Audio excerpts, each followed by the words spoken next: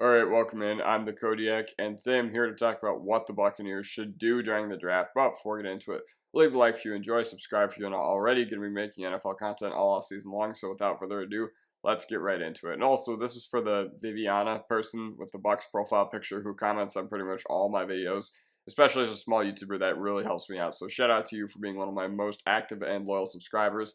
Let's get right into this. So, the Tampa Bay Buccaneers, a team where I can look at, and I just think the Brady effect is still lingering around this roster and this team and their overall philosophy because they just overperformed last year. There weren't a lot of expectations for this team heading into last year. There weren't a lot of expectations for the division in general, and there was a lot of questions as to, if Todd Bowles could continue what Bruce Arians had started in Tampa Bay.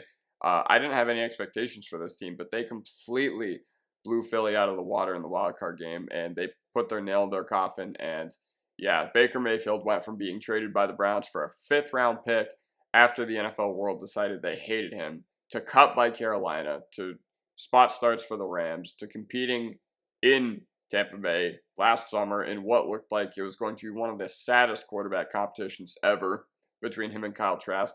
But last year was an amazing victory lap for us Baker Mayfield fans, especially for me, being that Baker in particular, as an NFL player, is very nostalgic.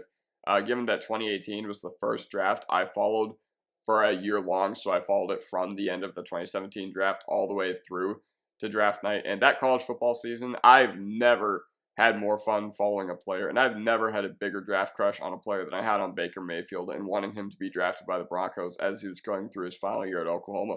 But anyway, he had a great year, and Tampa Bay just ran into the Detroit buzzsaw.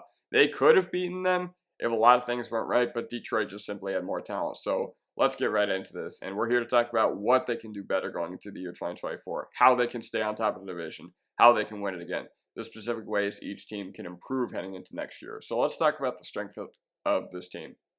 You have Baker Mayfield on an extended contract now. You won't have to worry about quarterback, presumably for another 2 to 3 years. He's earned every penny of that deal. Evans and Godwin are a great wide receiver 1 and wide receiver 2, and Evans just continues to be amongst the game's very best. Such an awesome player, man. And they've had a revolving door of guys with that wide receiver 3 spot over the past few years. I know they've had guys like Scotty Miller and Russell Gage coming into my mind, but it looks like they have a new emerger in Trey Palmer, white hot to end last year. And I could see them adding one maybe round 3 earliest and potentially throwing a dart at a guy on day 3, but they're fine at the position for now. Running back depth on this roster is an absolute joke, and it's not always the sexiest pick, but hitting on a guy in the 3rd, 4th round can really set you up well and not have to invest resources in the position in free agency and spending on a backup next year or whatever, because Rashad can only touch the ball so many times. He's a good player, but you need to add another body in that backfield to make sure that he doesn't just break. Thinking about tight end, Cade Otton took a leap last year as well. Wouldn't hurt to add another body, but that's about it. And the offensive line, I'll talk about more in depth later. And the interior of their offensive line is actually my biggest need in my opinion, for Tampa Bay. And defense, there's a lot of needs as well, specifically. But I do want to address the positions they don't need on the defensive side of the ball. So Antoine Winfield Jr., Elijah Cansey, and Vita Vea are the anchors of your defensive unit, but you have questions everywhere else. And I don't trust McCollum heading into next year as their second corner. Whitehead is coming back to play strong safety, so the back end is set. And Diaby is someone I really like, but at the same time, they probably need to add an edge rusher, especially losing Shaq Barrett to Miami. So where do I think they should go in the draft with their first round pick? To be honest, I think they should take interior offensive line, not edge, because you can scheme pressure. Yes, pass rush is probably the most important part, in my opinion, of an overall team's unit. I even think it's more important than an offensive line. But the Buccaneers were 7th in the league in sacks last year, and nobody had double digits.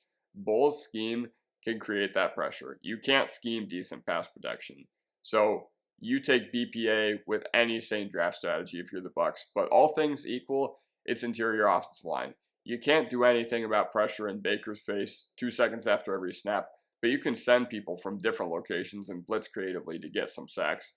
And there are basically 2 avenues for where the Buccaneers can go in this draft specifically, and interior edge, though I think that Bowles will be able to help better with scheming pressure. I think Carlton Davis will actually make their secondary a little more susceptible, and I think it would be better to create a pass rush with the front four, kind of like how they did during the 2020 playoff run, because Licht has shown a propensity to have an eye for offensive line talent, but edge may be a more wise avenue. Yet on the other side of the coin, here's what I think they should do with their line. Their offensive line has been gutted, particularly in the interior. Losing Jensen and Marpet has had this team scrambling to find replacements. And luckily, you have the bookends figured out. You have Tristan Wirfs, who's one of the game's very best, as well as Luke Gadecki on the other side, who had a resurgence this year, a sophomore leap after really struggling his rookie year. But Cody Mock had a really, really tough year at guard.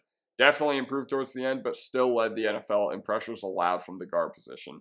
Tampa has had an anemic run game for years now, and besides that incredible stretch in the playoffs by Rojo and Fournette, but they need a hammer in that regard. And the one player who fits this team like a glove is Jackson Powers-Johnson, which if you have not watched him in interviews, you definitely should. And it's very rare that you actively notice center play when you watch guys, but he's just so special that I can't even describe him. Oregon's center pipeline to the NFL continues with Jackson Powers-Johnson and Alex Forsyth. I really don't think Jackson Powers-Johnson makes it to the second round, but centers slip. Centers have a tendency to slip in the draft. And I've seen mocks that have him going as high as 16th, and tons of teams in the 20s need interior offensive line help. But he is a great fit for Tampa.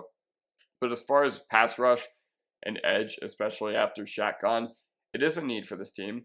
Yaya was their best pass rusher last year, and there's only room for him to grow. But they do need to add maybe a piece or two in that room, especially with Atlanta and Carolina making additions to their offenses this year. Tampa's going to need some horses to make sure they can bring down the quarterbacks in the division. Randy Gregory was just brought in, but he's nothing more than a potential camp body, and I wouldn't even be surprised if he wasn't on the Week 1 roster. But the bad news for Tampa Bay is that if you are going for edge, it's always a deep class. It's always full of guys who could be something. There's so many small school guys who end up being, competent NFL pass rushers. And that's enough. And that should be enough, at least until you get, a long-term answer. It's good for the time being. But ultimately, if you want to build a championship roster again, you got to have an elite pass rush. And I think pass rusher is just something that there's not going to be a lot of value in towards the end of the first. So you're probably not looking at Dallas Turner. You're probably not looking at Burst.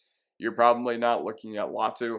But you potentially could be looking at Chop Robinson. And I think Chop Robinson would be a great pick. But all things equal, this team needs interior offensive line. Therefore, I think that Jackson Powers-Johnson is the one that fits this team like a glove. Maybe they may have to trade up a little bit to get him, but I would love that pick by Tampa Bay. Would just be a Buccaneers pick through and through. And yeah, those are my thoughts on what Tampa Bay should do in the first round this year. Let me know what you guys think. And yeah, let's keep the discussion going in the comment section below. Peace.